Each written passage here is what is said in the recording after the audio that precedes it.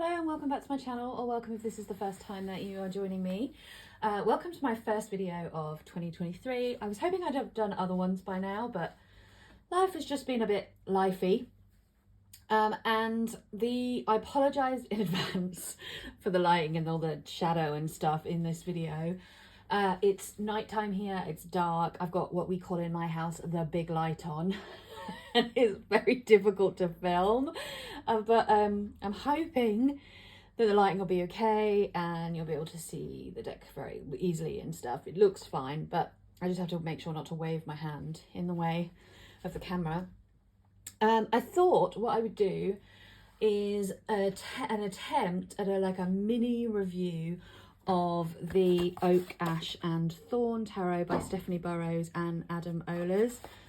I've not really done a review on my channel before, and I don't yet know how it's going to go or what it's going to be like, but I'm just going to wing it, and as I talk I'm just going to flip through cards. So I'm going to start off, I guess, by talking a little bit about my first impressions of the deck. So one of the things I like to do with my decks, which, you know, there's all kinds of different reasons why people do it and there's different reasons why people don't do it, but I like to do an interview spread with my deck. I don't personally believe that the cards have personalities. I don't anthropomorphize my decks. That's just not something I believe in. I just think they're pieces of card, and that any kind of personality that I get from the deck is all about how I'm connecting with the artwork. And that's why I like to do an interview spread, because it gives me a very quick, easy way and consistent way, because I do it with all of my decks, to get a feel for how I'm connecting with the particular artwork in the deck in question. And with this one, I did get the feel from the reading that I did that this deck is very soft, it's very gentle, and it's very homely. I am planning on doing a video on this because it's actually quite funny when I look at my deck collection, but I'm somebody who's very quick to say a lot. I don't really like animal decks. I'm not really a fan of animal decks. I don't really want animal decks. Blah, blah, blah, blah, blah. But I love this deck. And I think one of the things that really drew me into this deck is the animals that they've chosen to include.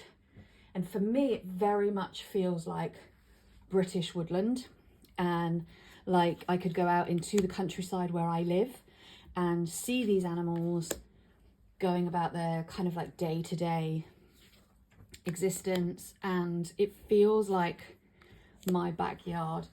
A lot of the time, and this is not a complaint, it's just an observation, a lot of the time these decks are focusing on animals that are around the place where the creators live. A lot of the time the creators live in Northern America somewhere, and so that is the types of animals that they're depicting, and a lot of the time it's animals that I would never see in my life because they're just not native to the country that I live in.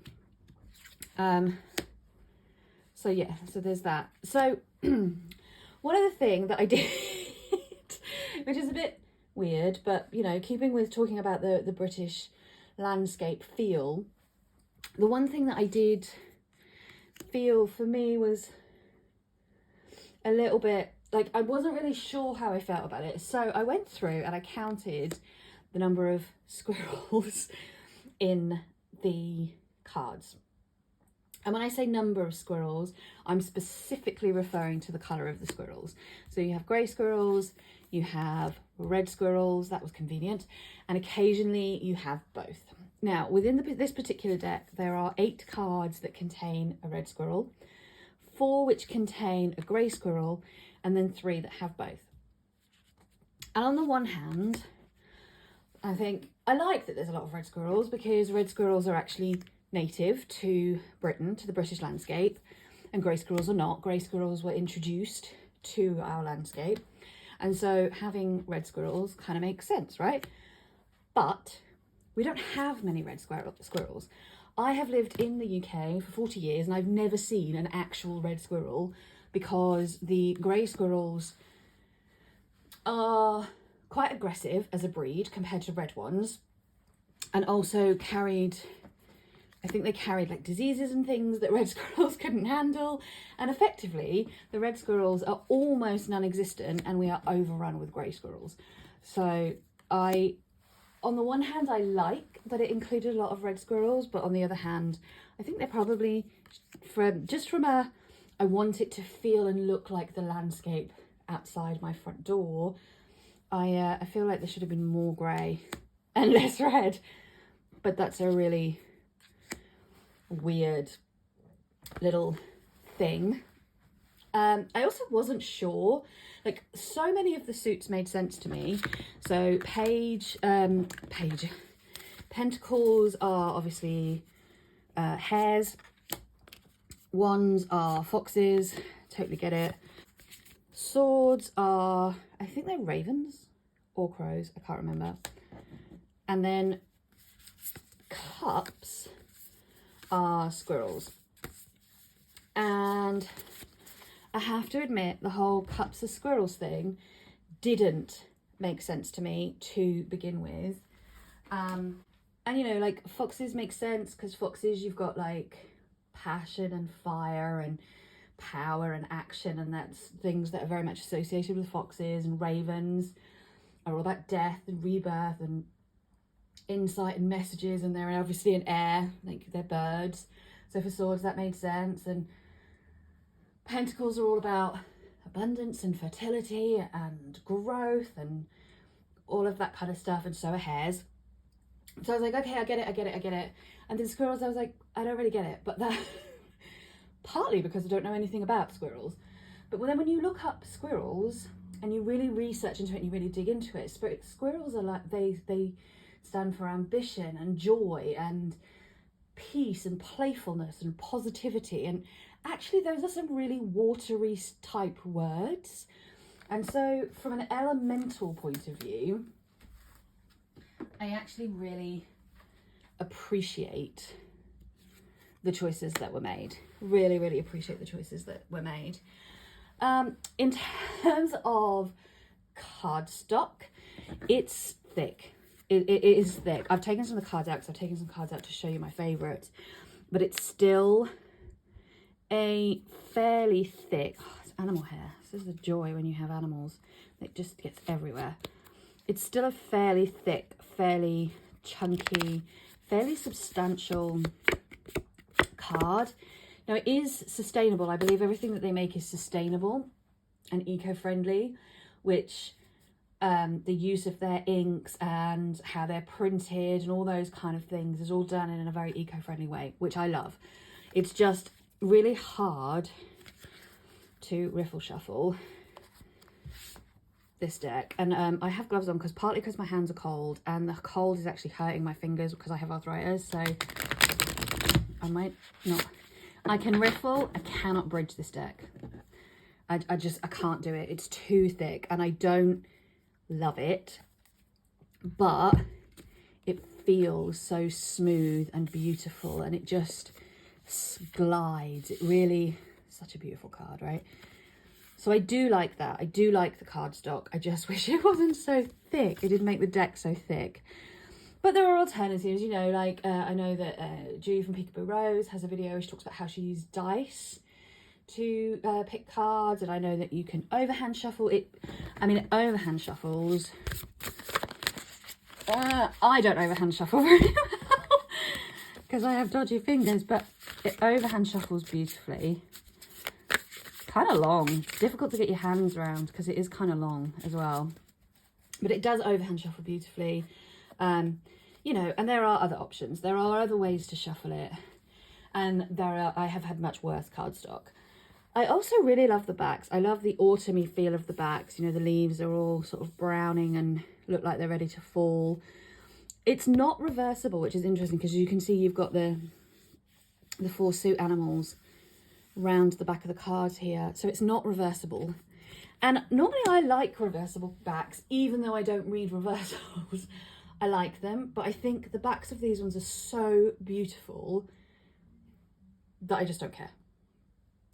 I just don't care. I love it so much that I am not bothered about the backs at all. I have many favourite cards, which I will show you now. Every single card with a fox in it is probably a favourite. If you have ever watched any of my videos before and you know anything about me, you'll know that I am a huge lover of foxes. I have an animal guide fox. It's like a spirit guide that comes to me in the form of a fox. And I just have this very deep spiritual connection with foxes. So obviously every card that's a fox. And then there are loads of beautiful cards that I love. I love this hermit card. I did have a very spiritual connection with hedgehogs for a while as well. Particularly when I was working with Aphrodite and that more gentle energy, which hedgehogs for me have a very gentle energy. I totally get the hermit as a hedgehog. I once went out my front door and there was a hedgehog like right outside my front door. It had curled itself up and was sleeping outside my front door. It was a very surreal but very beautiful experience. I have never seen an actual badger. Very few people do. They hide very well. But badger's strength just makes so much sense. And it's such a beautiful regal animal as well, badgers. And, you know, you still have the symbolism. So you have like the man, words are hard, I can't remember what it's called. Somebody tell me what that's called. You know, and it's being bitten by a snake, but it's just not reacting to the snake bite at all. It's not like that badger could easily kill that snake. Like in reality, that badger could easily kill and destroy the snake that's biting it, but it's not, because it's remaining calm and in control and confident and sure of itself. I love that. We have the Four of Cups, which this squirrel looks so indignant. So indignant. I love the look on the squirrel's face. And these butterflies are like, fuck you then, I'm gonna have it. If you don't want it, I'll have it. But the squirrel's like, nah, I'm not interested. I don't want it. I'm gonna sulk instead. I love it. The Fool, bit of a segue, but I love the Fool because it makes me think of Alice Through the Looking Glass. Alice Through the Looking Glass? Yeah. When she's like journeying across Wonderland and she has to go through the forest of forgetting, or the forgetting wood, or whatever it's called. I can't remember. I haven't read the Looking Glass nearly as much as I've read Alice in Wonderland. But and she goes through with this doe, this female deer, baby deer, like that's very young. I don't know what they're called when they're young. I don't know. Anyway, she walks and it can't remember what it is, and she can't remember her name, and they're frightened, and they agree to keep each other safe while they go on this journey through this wood. And this Fool just really makes me think of that, and so I love it for exactly that reason. The Hanged Man is freaking adorable. Little field mouse hanging on for dear life, but also sheltering from the rain under this plant and just like, you know, refusing to give up, refusing to move, staying very sure in where they are and a little bit stubborn almost, and just hanging on. I mean, it's got a fox in it. I said I wasn't going to mention any, but I really love this 10 of Wands. And when I read this 10 of Wands, I had it come up a few times when I was working with this deck. And what I love is that normally we see in the 10 of Wands that the person or the figure in the card is struggling to carry all of these wands, and really it's really heavy on the burden of responsibility. And this 10 of Wands very much has that feel of, yeah, okay, you've got this responsibility, all of this stuff is yours, you're gonna have to carry it, but make sure you take time to put it down and rest. That's the message here. Make sure you take a minute to rest so that you can get back to picking up all your sticks and taking them wherever they need to be. I love. I'm gonna say love a lot. The 9 of Cups, I just like it. There's not much more to say about it other than I just like it. And I think there's a few like that. The Hierophant is a card that I've always struggled with. But this particular Hierophant, I love. I think the symbolism of the owl and that wisdom of the owl works really, really well. You've still got the key, you know, you've got a lot of the traditional symbolism in there. You've got a lock as well, which I think is great. It just works. It just makes so much sense to me. The Two of Cups is fun because you have the red squirrel and the grey squirrel, and they're kind of, you know, building this relationship and sharing and being in the same space. And in reality, that's just not true. That's not that's not what happened between red and grey squirrels at all.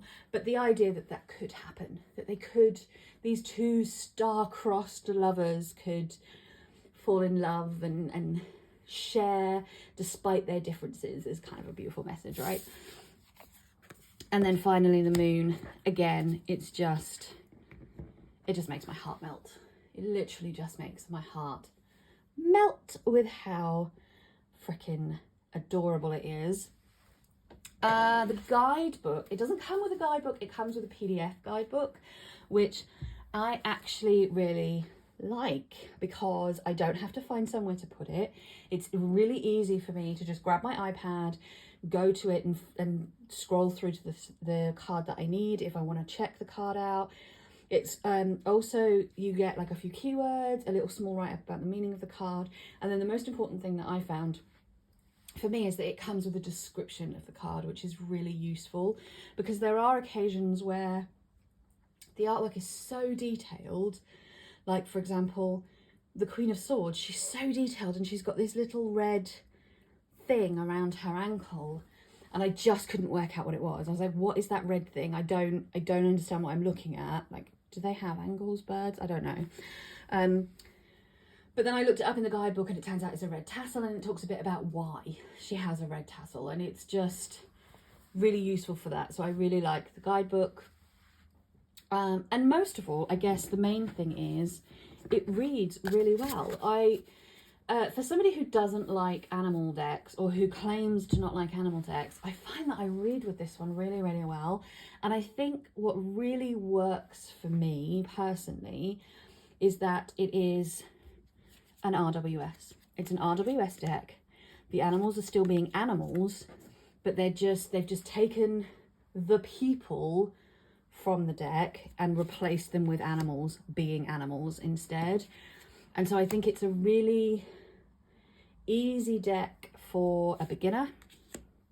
I think a beginner could pick this up and work with it in terms of RWS symbolism for the most part. I think the guidebook combined with the deck would give you enough to really, really get a good read on it. I think the artwork just draws you in. It's absolutely beautiful. It's a deck that I just want to play with over and over and over again. And overall, I love it. And I have to say, because I also have the Smoke, Ash and Embers, and of the two, this one I think is just slightly more enjoyable for me to work with than the Smoke, Ash and Embers, which is not what I thought would happen because I love dragons, I love mythical creatures. A lot of the animal decks, the other animal decks that I own, because there are more, are some form of mythical creature like the Smoke, Ash and Embers or the Crystal Unicorn. And I like that, and that works for me, and I thought that I would prefer that deck to this one, and I actually got that one first because I backed the Kickstarter for that one. But having this deck, I have to say that this is just a wonderful deck to work with, and I just really love being able to connect tarot, which I love and I'm very passionate about, with a world that looks like my world, my landscape, my home, the nature of my place, because that's also something that's very, very important to me. So this was a bit waffly, and I'm not really sure how useful it was in terms of a review, but I personally love this deck. I love working with it, I love reading it, I love just touching it because it feels so good. I love just looking at it because it's so freaking pretty.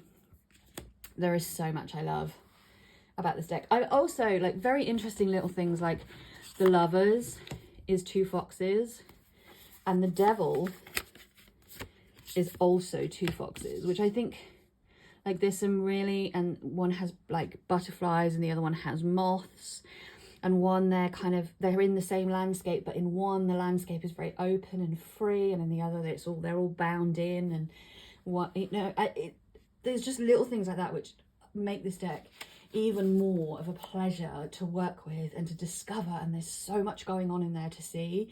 So yeah, this was just like a whistle stop review of this deck and how I feel about it. I'd love to know your thoughts on this deck.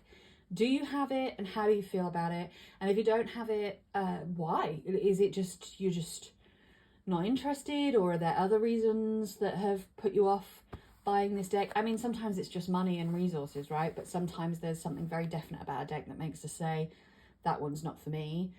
I'd love to know if this is a very definite that's not for me. I'd love to know why. And if you're on the fence about this deck, I'd also love to know about that, because as you know, if you've been to any 3 Girls 1 Deck lives, that's something we like to talk about. We, the collective we who shares in that space, like to talk about people's uncertainties and help them make a decision. So feel free to share that in the comments too. Take care, everyone, and I will see you all shortly for another one. Lots of love. Bye bye.